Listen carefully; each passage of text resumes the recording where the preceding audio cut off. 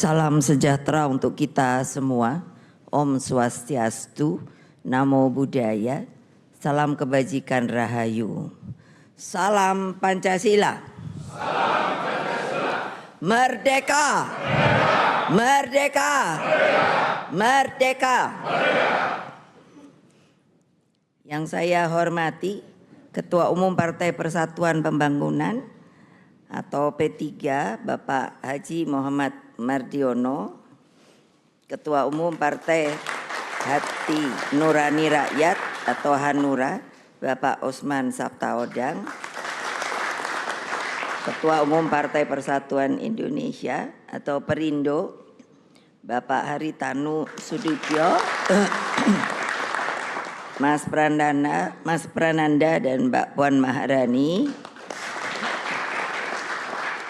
Bapak Arsyad Rashid, Ketua Tim Pemenangan Nasional Ganjar Pranowo atau TNPGP, beserta Pak Sandiaga Uno. Jadi pasti banyak nanya, kenapa Pak Sandiaga Uno ada di sini? Jangan lupa loh, beliau itu adalah P3. Bapak Andika Perkasa, Bapak Edi Pramono, dan Bapak Tuan Guru Bajang. Perwakilan relawan dan tentunya rekan-rekan pers yang pada hari ini saya lihat kok, kenapa ya saya bilang sama Monang, kenapa kok banyak amat ya persnya? Karena bolak-balik sudah nanya, kapan diumumkan? Kapan diumumkan? Saya ngomongnya sabar, sabar.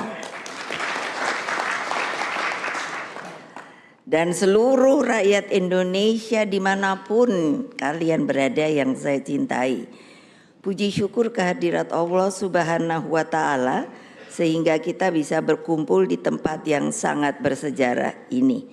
Untuk menjadi, jangan lupa sejarah, tempat ini menjadi saksi ketika kekuasaan otoriter Orde Baru mencoba meluluh lantakkan kantor Partai Demokrasi Indonesia belum pakai perjuangan pada 27 Juli 1996.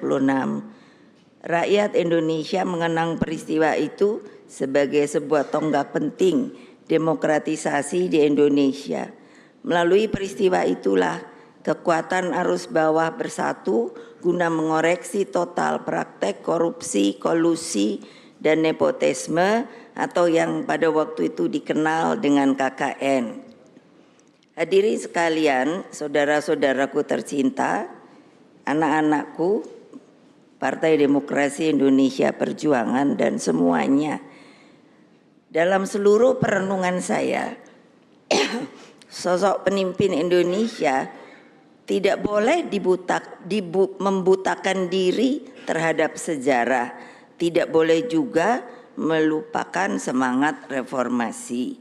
Karena ketika ada reformasi itu, kalau diingat, itu bukan jalan-jalan lenggang kangkung, tapi itu pun dengan yang namanya sebuah peristiwa yang penuh dengan cucuran air mata, darah, lalu semangat juang yang luar biasa. Dari sejarah kita belajar bahwa pemimpin harus lahir dari gemblengan lahir batin. Pemimpin seperti ini ditempa keteguhannya, memiliki kesetiaan pada prinsip, kokoh pada jalan Pancasila, merakyat, visioner, dan memiliki kemampuan profesional. Setidaknya telah berprestasi dalam jabatan strategis di tingkat nasional dan memiliki pengalaman konkret di pemerintahan. Ditinjau dari karakternya, pemimpin ini selalu bergelora jiwa kemanusiaannya. Hatinya mudah tersentuh oleh penderitaan rakyat. Semangat pemimpin seperti ini yang akan selalu berkobar-kobar justru ketika menghadapi tantangan. Sosok pemimpin ini digerakkan oleh nilai-nilai moral, etika, dan selalu satu antara kata dan perbuatan. Dengan berbagai harapan tersebut, cukup lama saya menganalisa dan berdialektika dalam alam pikir tentang apa toh yang sedang dihadapi oleh Indonesia tercinta kita, problematik yang dihadapi bangsa kita. Oleh sebab itu, terhadap tugas konstitusi agar fakir miskin dan anak terlantar dipelihara oleh negara, misalnya, belum sepenuhnya dapat kita lakukan di dalam masalah kesehatan tentang pencegahan penyakit menular seperti TBC, demam berdarah, diare, dan juga yang sekarang sangat memperhatikan adalah untuk upaya pencegahan stunting masih menjadi pekerjaan rumah kita. Kita juga memiliki pekerjaan rumah di dalam memanfaatkan bonus demografi di mana waktu yang tersedia hanya 13 tahun ke depan. Kita harus mulai memikirkan bagaimana untuk membuka jalan bagi anak-anak muda yang dari berumur 16 dan sampai yang mereka pun sudah sepuh umur 60 tahun masih dapat sebuah penghidupan yang layak. Pada saat bersamaan saya mencermati seriusnya persoalan akibat liberalisasi politik dan perekonomian kita yang akhirnya berdampak pada meningkatnya kasus korupsi. Berbagai persoalan tersebut saya pikirkan dengan seksama sebagai latar belakang.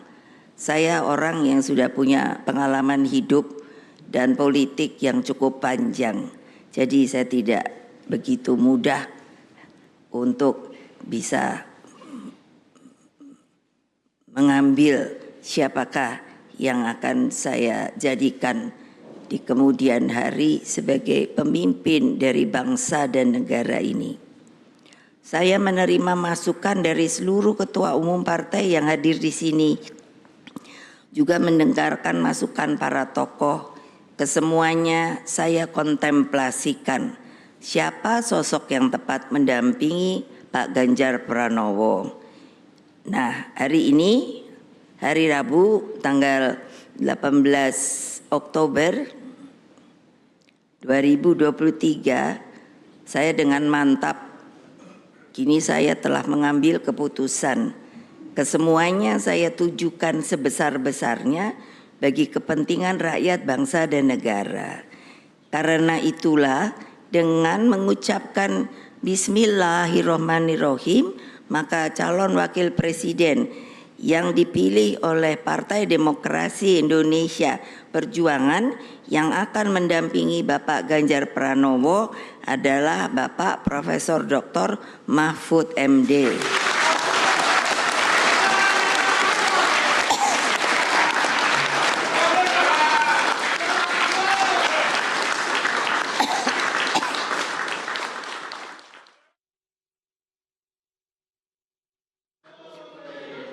Jelajahi cara baru mendapatkan informasi. Download Metro TV Extend sekarang.